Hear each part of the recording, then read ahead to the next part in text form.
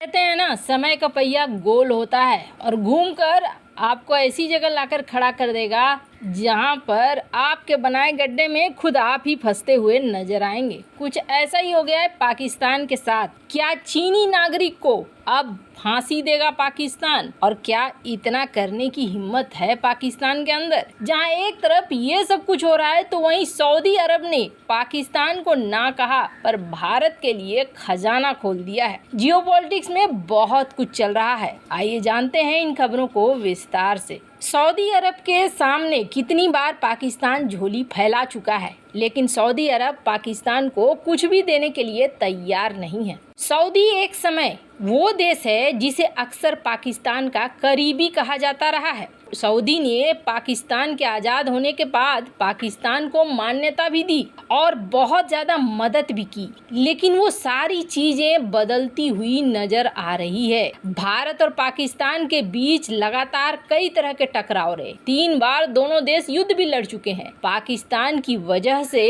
अंतर्राष्ट्रीय देशों के साथ एक समय था जब भारत का रिश्ता भी कमज़ोर होने लगा था। सऊदी और पाकिस्तान के रिश्ते कितने मजबूत थे, ऐसे अंदाज़ा लगाइए कि सऊदी की वायुसेना से लेकर थल सेना हर जगह पाकिस्तान का बोलबाला है, क्योंकि सऊदी का अपना कोई सेना है नहीं, ये पाकिस्तानी सेना पर निर्भर करते हैं। पर इन सब के बावजूद आजकल झोली फैलाने पर पाकिस्तान को नहीं मिल रहे हैं पैसे। कारण है कि अब पाकिस्तान को छोड़ सऊदी अरब भारत के साथ आगे बढ़ना चाह रहा है, भारत के लिए खजाना खोल रहा है। एक समय था जब सऊदी अरब में साल 1979 में बहुत क्रांति लगी हुई थी। ईरान में क्रांति हुई और इस क्रांति का असर पड़ा सऊदी अरब के अंदर। सऊदी अरब में प्रतिबंध लगा दिया गया फिल्मों के ऊपर। लेकिन ये जो MBS है ना, यानी कि मोहम्मद बिन सलमान, इनके आने के बाद सऊदी में बहुत तरह के बदलाव देखने को मिल रहे हैं। 2018 में सऊदी अरब ने फिल्मों पर लगा बैन हटा दिया और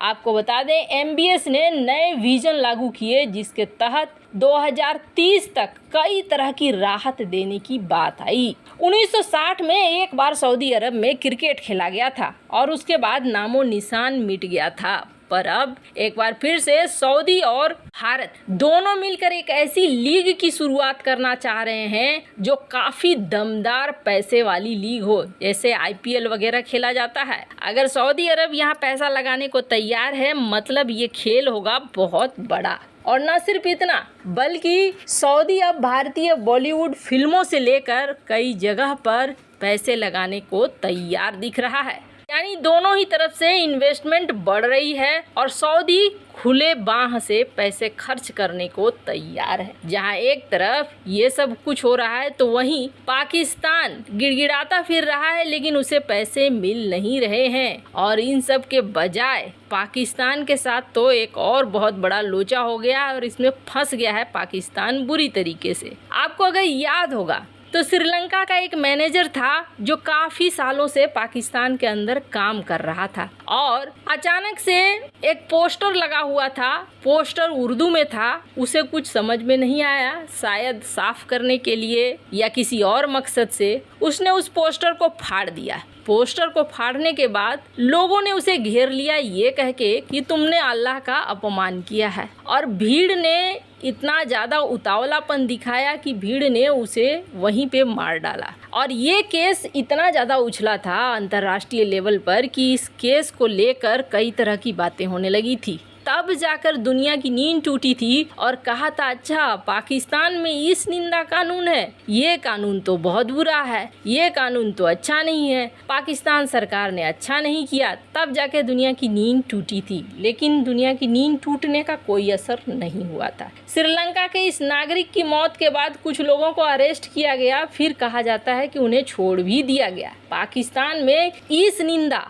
अब एक ऐसी चीज बन गई है जिसको आंख मूंद कर लोग आगे बढ़ जाते हैं, भीड़ आगे बढ़ जाती है और लोगों को मार डालती है। कानून भी कुछ नहीं करता है, कानून भी छोड़ देता है। और हिंदू समुदाय हो या अल्पसंख्यक समुदाय हो, उनके साथ तो ये चीज़ें आम हो गई है, आम तौर पर होती हैं ये। कुल मिलाकर कहें तो अभी तक पाकिस्तान बड़े आराम से रहता था। अच्छा, श्रीलंका का नागरिक है, अच्छा कोई अल्पसंख्यक है, फ़र्क नहीं पड़ता है, मर गया मर गया। इस निंदा कानून के तहत 4 को गिरफ्तार कर लिया और छोड़ दिया। लेकिन इस बार कोई और फंसा है, और जो फंसा है वो है मालिक का बेटा। अब मालिक के बेटे को क्या किया जाए, ये पाकिस्तान के लिए एक समस्या हो गई है। इस वक्त ऐसी समस्या हुई है कि सांप छछुंदर वाला हाल है। अगर उगल लिया तो दिक्कत और निगल लिया तो दिक्कत, क्योंकि इस बार चीनी नागरिक ये फंस गया है इस निंदा में। और ये सब कुछ हुआ कैसे, तो आपको बता दें, एक ना चीनियों की बहुत गंदी आदत होती है, बहुत बुरी वाली आदत,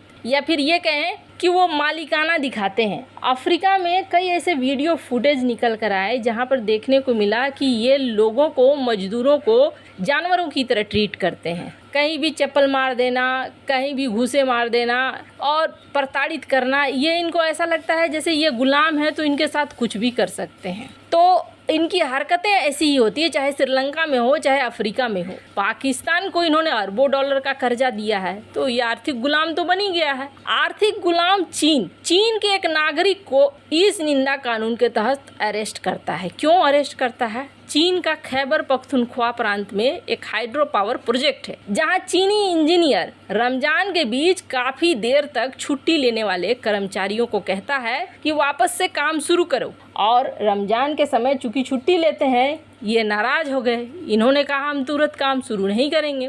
पाकिस्तानी भड़क उठे। पाकिस्तानियों ने कहा कि ये तो अल्लाह का पर्व है, ये ऐसा है वैसा है, अल्लाह के नाम पर हमें छुट्टी दे दो।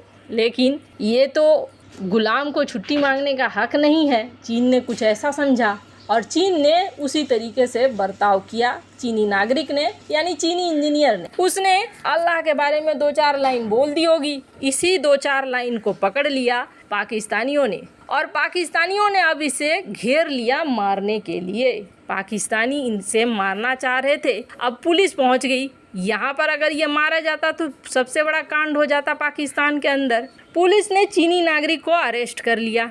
अरेस्ट करके इसे बचाने की कोशिश की। अब इस चीनी नागरिक के खिलाफ इस निंदा कानून के सेक्शन 295C के तहत इस पर मुकदमा चलाया जा रहा है। आपको बता दें, चीनी इंजीनियर गेजुएबा ग्रुप कंपनी का कर्मचारी है और ये आसान नहीं था अरेस्ट करना। लोग इतना ज़्यादा भड़क चुके थे कि लोगों ने मारने के लिए पूरा मन बना लिया था। चीनी इंजीनियर पाकिस्तानी मजदूरों में तीखी बहस हो गई थी और चीनी नागरिक ने अल्लाह का अपमान किया। ये खबर जैसे ही फैली, हजारों के तादाद में आसपास के ग्रामीण भी पहुंच गए वहां पर, और ग्रामीण पहुंचकर लगातार चीन के खिलाफ नारेबाजी करने लगे। 4 घंटे तक ये बवाल चला और इस बवाल के बाद पुलिस को स्थिति कंट्रोल में करने के लिए हवा में गोली चलानी पड़ी, जिसके बाद तितर बितर हुए लोग और चीनी नागरिक को अरेस्ट किया गया। सवाल उठता है, इस निंदा कानून के तहत अगर पाकिस्तान इसे फांसी देता है तो अपने